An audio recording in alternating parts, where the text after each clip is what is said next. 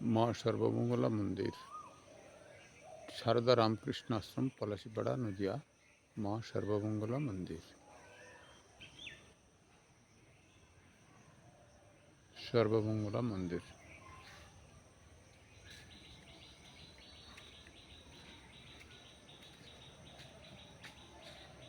কেদারেশ্বর মহাদেব। মা সর্বমঙ্গলা শ্রীরামকৃষ্ণদেব, মা সারদা দেবী।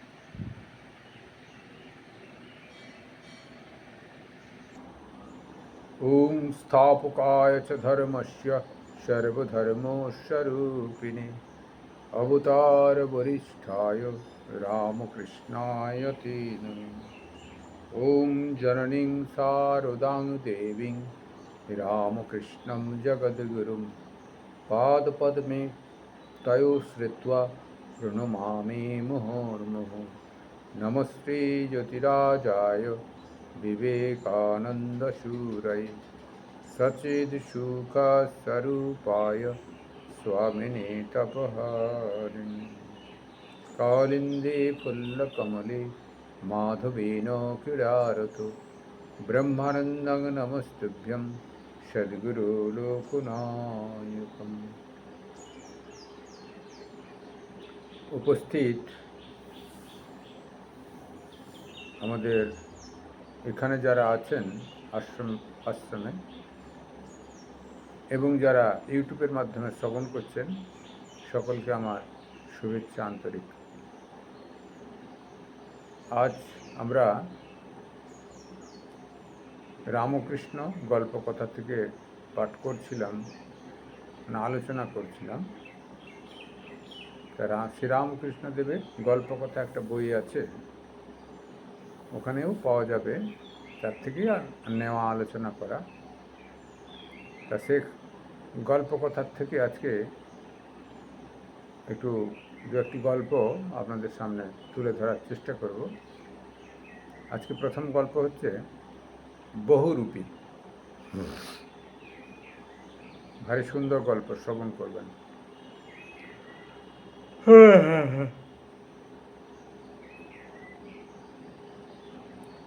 একজন বাজ্যে গেছিল।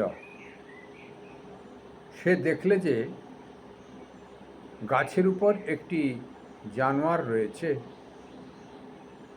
সে এসে আর একজনকে বললে, দেখো, অমুক গাছে একটি সুন্দর লাল রঙের জানোয়ার দেখে এলাম। লোকটি উত্তর করলে, আমি যখন বাজ্যে গেছিলাম আমিও দেখেছি। তা সে লাল রং হতে যাবে কেন? সে যে সবুজ রং। আরেকজন বললে, না না, আমি দেখেছি হলদে রঙের জানোয়ারটি। এইরূপে আরও কেউ কেউ বললেন, না, সাদা, বেগুনি, নীল ইত্যাদি। শেষে ঝগড়া লেগে যায়। তখন তারা গাছতলায় গিয়ে দেখে একজন লোক বসে আছে। তাকে জিজ্ঞাসা করতে সে বললে, আমি এই গাছতলায় থাকি। আমি সেই জানোয়ারটিকে রাত্রদিবা দর্শন করি, বেশ জানি। তোমরা যা যা বলছো সবই সত্য। সে কখনো লাল, কখনো সবুজ, কখনো হলদে, কখনো নীল, আরও কত কি রং, বহুরূপী। আবার কখনো দেখি কোনো রং নাই, কখনো সগুণ, কখনো নির্গুণ। ভারী সুন্দর। ঠাকুর গ্রামের কথায় বললেন বাজ্যে যাওয়া। বাজ্যে যাওয়া মানে আমরা পায়খানা করতে যাই, হাগু করতে যাই, শৌচ। অর্থাৎ তখনকার দিনের বাথরুম এখন যেরকম ল্যাট্রিন রুম ঘরের অ্যাটাচ হয়ে গেছে, তখন গ্রামেতে কাছাকাছি জঙ্গল বা গাছের একটু বড় গাছ টাছ, একটু ছায়াও থাকবে, পাশে একটু নদী বা জলের ব্যবস্থা থাকবে। পায়খানা করে তো শৌচ করতে হবে না, তা সেই জন্য সেই সব জায়গায় মাঠেতেই অ্যাকচুয়াল সে তখনকার দিনে পায়খানাই করতে হতো আর কি। সে মাঠে পায়খানা করতে গিয়ে কি দেখলো একজন, এটি গাছের নিচেতে যাওয়া হয়, তো সে একজন দেখলে কি গাছের উপরে, একটি গাছ ছিল, বড় গাছ, গাছের উপরে একটি জানোয়ার দেখতে পেয়েছে। সে গল্পের ছলে একজনকে বলছে, অমুক গাছে একটি সুন্দর জানোয়ার আছে, লাল রঙের জানোয়ার। আরেকজনও সেরকম গেছে সে পায়খানা করতে, সে দেখে এসছে নীল। আরেকজনও পায়খানা করতে, সে বেগুনি, কালো, হলদে, নানা রকম রং দর্শন করেছে। এখন যে যা দর্শন করেছে সে তার অনুভূতি, কথা বললেন না। ভগবানকে আমরা যেভাবে দর্শন করি, কেউ কৃষ্ণভাবে দর্শন করেছে, কেউ শিবভাবে দর্শন করেছে, কেউ রাধাভাবে দর্শন করেছে, কেউ চৈতন্য রূপে দর্শন করেছেন, কেউ শ্রীরাম রূপে দর্শন করেছেন। তা যে যার কাছ থেকে শক্তি পেয়েছে বা অনুভূতি লাভ করেছে, দর্শন করেছে, তাকে সে তো অস্বীকার করতে পারে না। এখন অনেকে কালীকে মানে না, কিন্তু শ্রীরামকৃষ্ণদেব যে কালীকে নাড়ু খাইয়েছেন, হাততালি দিতে শ্রীরামকৃষ্ণদেব মা নেচেছেন, মা হাততালি দিচ্ছে ঠাকুর নেচেছেন, বা তন্ময় ভাবেতে মাই তার হৃদয়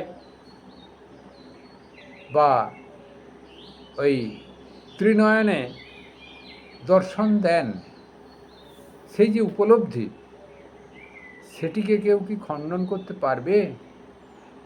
কেউ যদি পায়েস খেয়ে থাকে, পায়েসের স্বাদ যে খেয়েছে সেই তো উপলব্ধি করবে, অন্য কেউ মুখে বাতুলতা করবে মাত্র। তা ফলে যে যে রঙের, যে রং রূপে এই জানোয়ারকে দর্শন করেছে, তার সেটা উপলব্ধি, তাকে অস্বীকার করবার জো নাই।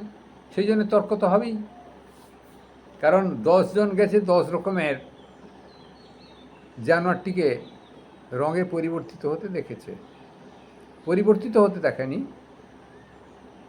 যে যে রঙটি বলছে সেই রঙের দর্শন করেছে। ফলে সে উপলব্ধি করেছে, সত্য উপলব্ধি করেছে, হ্যাঁ এটি হলদে জানোয়ার, আরেকজন লাল, নানা রকম সব বেগুনি। তা অতএব অন্ধের হাতি দর্শন, এরকম আমরা দর্শন যখন পড়তাম এইচএসে ফিলোজফি, তো হাতির কথা উল্লেখ ছিল, অন্ধের হাতি দর্শন, যে যেখানে হাত দিয়েছে সেইটি উপলব্ধি করেছে। হাতি কুলোর মতো, কেউ থামের মতো বলবে, কেউ সুঁড়ের, হয়তো কেউ পায়েতে হাত দিয়েছে থাম বলছে, কেউ কানে হাত দিয়েছে কুলো। তা এইভাবে কেউ হয়তো অন্য কোথাও হাত দিয়েছে তার মতো বর্ণনা করেছে, কিন্তু সেটা সত্য, আংশিক সত্য। পুরো হাতি সে দর্শন করতে পারছে না অন্ধ বলে। তা এই জানোয়ারটিকে যারা দর্শন করেছে, যখন যে দর্শন করেছে আংশিক সত্য। তা আংশিক সত্য কেন? সেই জানোয়ারটি রং বদল করে, অর্থাৎ যখন যে দর্শন করেছে সেই রঙই সে দর্শন করেছে, অস্বীকার করবার জন্য। সেই জন্যে তারা সিদ্ধান্ত করল এত যখন আমরা সব ঝগড়া করছি, গাছের গোড়ায় গিয়ে দেখা যাক না তা কি পরিস্থিতি আছে এখন এই অবস্থায়। যখন দেখে গাছের গোড়ায় একটি লোক বসে আছে, লোকটিকে এখানে বলা হচ্ছে গুরুদেব। এরা সব ঝগড়া তামাশা করছিল, গুরুদেব সমাধান করবেন, ঈশ্বরের মন্ত্র দীক্ষা দিবেন। ঈশ্বর কি হবে, কেমনটি দেখতে, কেমনটি ভাবেতে আমাদের চলন বেলনের মাধ্যম দিয়ে, সাধন ভজনের মাধ্যম দিয়ে তাকে পৌঁছানো যায়, সেটি গুরুদেব বলে দেবেন। সে কীরকম, যে গাছের নিচে ছিলেন তিনি দেখছেন, বা তাকে জিজ্ঞেস করা হলো, তা এসব একটি যে জানোয়ার দেখলাম আমি একরকম একরকম রঙের দেখছি, এটা কি সত্য? আপনি কি দেখেছেন? বলছে, হ্যাঁ, আমি তো নিত্য দেখি, এখানেই থাকি গাছতলায়। তা ও জানোয়ারটি সবসময় রং বদল করে, ওর নাম বহুরূপী। অতএব আমাদের শরীর একরকম হলেও ভিতরের আত্মা প্রারব্ধের বশবর্তী হয়ে জীবাত্মা রূপে তিনি যেন রং বদল করেন, অর্থাৎ এক জীব থেকে অন্য জীবের তফাৎ দেখা যায়। তাই মনে হয় তিনি আত্মা রং বদল করেছেন। এক জীবের ভিতরে একরকম প্রকাশ, আরেকটা জীবের ভিতরে আরেক রকম প্রকাশ। এই মনুষ্য যে জাতি, একটা মনুষ্য জীব জাতি, সেই মানুষের ভিতরে কত ভ্যারাইটিজ, তা সেখানে বহুরূপে তাঁর প্রকাশ। সেই জন্যে ঈশ্বর সর্বভূতে আছেন আত্মরূপে। আমাদের ভ্রান্তিবশত অনেক সময় এই দর্শন হয়, আবার সেই ঈশ্বরই তার নিজের মহিমায়, মায়ার মহিমায়, যার মনের যেমন রুচি সেইভাবে তিনি অনুভূতি লাভ করান, দর্শন দেন। সেই জন্যে কেউ কৃষ্ণকে ভালোবাসে, তা কৃষ্ণের মাধ্যম দিয়ে পরম ব্রহ্মের দর্শন হবে। কেউ চৈতন্য মহাপ্রভুকে ভালোবাসে, তাই হবে। কেউ বুদ্ধকে ভালোবাসে, তাই হবে। কেউ রাধিকাকে ভালোবাসে, তাই হবে। কেউ সারদা দেবীকে ভালোবাসে, তাই হবে। কেউ রামকৃষ্ণদেবকে ভালোবাসেন, তাই হবে। যেভাবেই যে স্থূল শরীরের ভাবনায় তাকে দর্শন করবেন, সেইটি সাধন ভজন করবেন, সেই পরম ব্রহ্মের অবস্থায় পৌঁছানো যাবেন। কারণ তিনি বহুরূপী, মনের বৈচিত্র্যতা অনুসারে তিনি দর্শন দেন। এই গাছের বহুরূপী জানোয়ারটা রং বদল করেন বলে বিভিন্ন মানুষ বিভিন্ন বিভিন্ন রকমের ভাবনার মানুষ বিভিন্ন রঙের দর্শন করেছে। অর্থাৎ তিনি বহুরূপী, অর্থাৎ তিনি সর্বভূতে আছেন বলে আমরা বহুরূপী ভাবনায় ভেবেছি। কারণ সবার উপলব্ধি এক নয়। চরম উপলব্ধি এক হতে পারে পরম ব্রহ্মের, বাইরের উপলব্ধি মাধ্যম আলাদা আলাদা। তাহলে যিনি গাছের গোড়ায় বসে আছেন তিনি গুরুদেব, তিনি সমস্তটাকেই জানেন, তিনি রং বদল করেন। এবং যিনি দর্শন করেছেন সে বিভিন্ন রূপেরই দর্শন করেছেন, আংশিক সত্য, অর্থাৎ প্রত্যেকেই যা দেখেছে সত্য, কিন্তু সম্পূর্ণ সত্য নয়। তিনি যে বহুরূপী সেই উপলব্ধি সবার হয়নি, তাই বিশ্বাস করতে পারছিল না, ঝগড়া হচ্ছে। অর্থাৎ তিনি আংশিকভাবে দর্শন করেছেন। এক জায়গায় হাতির একটি অংশে স্পর্শ করেছে, তাই তার উপলব্ধি হাতিটা এমন দেখতে। কিন্তু সে যদি চক্ষুষ হয়, তিনি যদি জ্ঞানবান হন, তিনি যদি চরম উপলব্ধি করেন, তখন হাতিটাকে হাতির মতোই দর্শন হবে। পরম ব্রহ্ম তিনি যে সচ্চিদানন্দ স্বরূপ, সেভাবেই তিনি সিদ্ধান্ত নেবেন, দর্শন হবে। তাই বহুরূপী গল্পের ভিতর দিয়ে আমরা দেখলাম ঈশ্বর বিভিন্ন বৈচিত্র্যের, বিভিন্ন রুচির, বিভিন্ন ভাবধারার ব্যক্তির ভিতরে বিভিন্নভাবে তিনি উপলব্ধির বিষয় হিসেবে দেখা দেন। তার উপলব্ধি বিভিন্ন রকমের হয়, চরম নয়। বাইরের জগতের উপলব্ধি, চরম উপলব্ধি কিন্তু এক। একমেব অদ্বিতীয়ম নেহ নানাস্তি কিঞ্চন। তিনি এক, তিনি দ্বিতীয় বস্তু কিছু নাই। নেহ নানাস্তি কিঞ্চন, তিনি অন্য কিছু নয়, তিনি এক ঈশ্বরই আত্মারূপে বিরাজিত। সেই জন্য আমাদের আংশিক দর্শন হচ্ছে, সম্পূর্ণ হচ্ছে না। সম্পূর্ণ দর্শন হলে সচিদানন্দ স্বরূপ সেই উপলব্ধি যখন হবে, সর্বভূতে তিনি আছেন, ওই জ্ঞান হয়ে যাবে, কারোর সঙ্গে কারোর ঝগড়া থাকবে না। এটি ঠাকুর শ্রীরামকৃষ্ণদেব আপনাদের কাছে তুলে ধরেছিলেন তার মুখ নিঃসৃত বাণীর ভিতর দিয়ে, কথামৃতের ভিতর দিয়ে, তা বহুরূপী গল্পটি। দ্বিতীয় গল্প হচ্ছে আজকে দুই হাত তুলে নাচো। ভারী সুন্দর, খুব গরম গরম মশা লাগছে আর সব রকম হচ্ছে। যাকে দুই হাত তুলে নাচো। একজন ব্যানের সঙ্গে দেখা করতে গেছিল। ব্যান মানে ওই সম্পর্ক আছে সংসারেতে, ওই মেয়েকে বিয়ে দিলে এরকমভাবে হয় সম্পর্ক সম্ভবত। মেয়েকে বিয়ে দিলে তার যে শাশুড়ি মা, মেয়ের যে শাশুড়ি মা, তিনি এদের মেয়ের বাবা মার বেআইন হবেন। তা একজন ব্যানের সঙ্গে দেখা করতে গেছিল। ব্যান তখন সুতো কাটছিল, নানা রকমের রেশমের সুতো। ব্যান তার ব্যানকে দেখে খুব আনন্দ করতে লাগলো আর বললে, ব্যান তুমি এসেছো, তুমি এসেছো বলে আমার যে কি আনন্দ হয়েছে তা বলতে পারি না। যাই তোমার জন্য একটু জল খাবার আনি গে। ব্যান জল খাবার আনতে গেছে। এদিকে নানা রকমের রেশমের সুতো দেখে এই ব্যানের লোভ হয়েছে। সে একতারা সুতো বগলে করে লুকিয়ে ফেলেছে।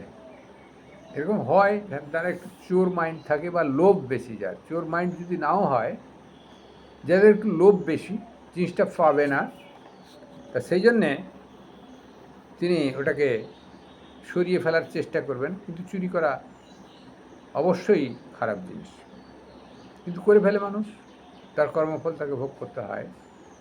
তো ঠাকুর এখানে কর্মফল ভোগ করাবেন না। কেমনটি দেখুন, ভগবান কেমন নাম করতে হয় সেটা বলে দেবেন। তা সে বললে, ভাই আমার ভারী আনন্দ হয়েছে। তখন দুই ব্যানে নৃত্য করতে লাগলো। তা আনন্দ হয়েছে যখন দুইজন নৃত্য করছে। ব্যান দেখলে যে উনি দুই বাহু না তুলে নৃত্য করছেন, তখন তিনি বললেন, এসো ব্যান, দুই হাত তুলে আমরা নাচি। আজ ভারী আনন্দের দিন। কিন্তু তিনি এক হাত বগলে রেখে, বগল টিপে আর এক হাত তুলে নাচতে লাগলেন। তখন ব্যান বললে, ব্যান ও কি করছো? এক হাত তুলে নাচা এসব কি? এসো দুই হাত তুলে নাচিগা। এই দেখে আমি দুই হাত তুলে নাচছি, কিন্তু তিনি বগল টিপে হেসে হেসে এক হাত তুলেই নাচতে লাগলেন। আর বললেন, যে যেমন নাচতে জানে তেমনই নাচছে। তা সে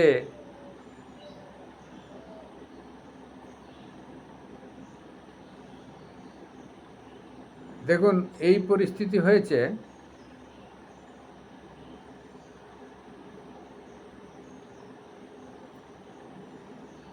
এখানে বিষয়ী লোকের কথা বলা হয়েছে। ঈশ্বরে যিনি মন সমর্পণ করেছেন, তিনি দুই হাত তুলে নাচবেন, অর্থাৎ ঈশ্বরে সমর্পণ করবেন। দেহাত্ম বুদ্ধি তার থাকবে না। আর এই ব্যান্ডটি মানে একটি মেয়ে আর একটি মেয়ে, ধরুন ওই ব্যান্ড যাই হোক, বান্ধবী ধরে নিলে মোটামুটি জিস্ট আমাদের বুঝতে হবে। একজনের সঙ্গে একজন দেখা করতে গেছে, তার একটু কোনো একটা সাবজেক্টে ভালো লেগেছে এবং সে নৃত্য করতে লাগলো। অর্থাৎ ভগবানের নামেই তো সাধারণত নৃত্য হয়। আর নূতন অতিথি থেকে সে একটু জল খাবার আনতে গেছে, সেই সুযোগে এই ব্যান্ডটি যে সুতো কাটছিল, সেই সুতোর দু একটি রিল ছোট ছোট পাওয়া যায়, রেশম সুতো, তার লোভ লেগে গেছে, বগল দাওয়া করেছে। তো বগলে যদি রেশম সুতো থাকে, তো দুহাত তুলে নাচলে তো পড়ে যাবে, রেশমটা ধরা পড়ে যাবে চোর। সেই জন্য তিনি এক হাত টিপে টিপে নাচছেন। আমাদের ঈশ্বরের নামে সমর্পণ করলে দুই হাত তুলে নাচা কর্তব্য, অর্থাৎ বিষয় বাসনা সম্পূর্ণ ত্যাগ করতে হবে।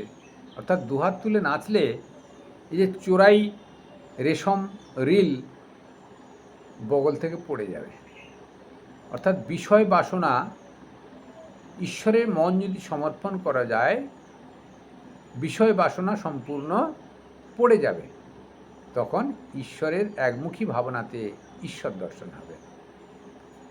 তা এইটি ভারী সুন্দর শ্রীরামকৃষ্ণদেব গল্পের মাধ্যম দিয়ে সব বোঝাতেন। গল্পের মাধ্যম দিয়ে এত সুন্দর বললেন, তার কত সুন্দর যে বিষয় বাসনা ত্যাগ ছাড়া ঈশ্বর লাভ কখনো সম্ভব নয়। আর দুই হাত তুলে নাচা মানে বিষয় বাসনা ত্যাগ হয়ে যাওয়া, ঈশ্বরের সমর্পণ মানে বিষয় বাসনা ত্যাগ হয়ে যাওয়া। তবে হ্যাঁ, দেহাত্ম বুদ্ধি না রেখে সমর্পণ করতে হবে ঈশ্বরে, শরণাগতি, তাঁর শরণাগতি, তার স্মরণ করলে এই বিষয় বাসনা চলে যাবে, অর্থাৎ দুই হাত তুলে নাচা যাবে। অর্থাৎ এই যে চুরির মনোভাব, বিষয় বাসনাকে সংগ্রহ করে ঘরে লুকিয়ে রাখা, অন্য ছেলেকে দেব না, অন্যজনকে দেব না, পাড়াপড়শিকে, এই ভাবনা সম্পূর্ণ চলে যাবে। ঈশ্বরের একাত্ম অনুভব হবে, অর্থাৎ ঈশ্বর আর জীব, জীব ব্রহ্মৈব না পরহ, জীব এবং ব্রহ্ম অভেদ। এটি গান। আজকে এই দুটি গল্প হলো, একটি হলো কি বহুরূপী, আরেকটি হলে দুই হাত তুলে নাচলে ঈশ্বরকে পাওয়া যায়। অর্থাৎ বিষয় বাসনা ত্যাগ করলে ঈশ্বরের কাছে এগিয়ে গেলে ঈশ্বর উপলব্ধি হবে। তা এখানে এইটি সিদ্ধান্ত করা গেল, আমরা সকলে বিষয় বাসনা ত্যাগ করে ভগবানের সমর্পণ করব, বিশেষ করে মনকে। তাহলে আজকে এই গল্প এখানে শেষ হোক। দুই হাত তুলে নাচা আর বহুরূপী প্রথমটা। ওম নিরঞ্জনম নিত্যমনন্তরূপম ভক্তানুকম্পাধিত বিগ্রহম বহি ঈশাবতারং পরমেশমিড্ডম তম রামকৃষ্ণম শিরসা নমামি।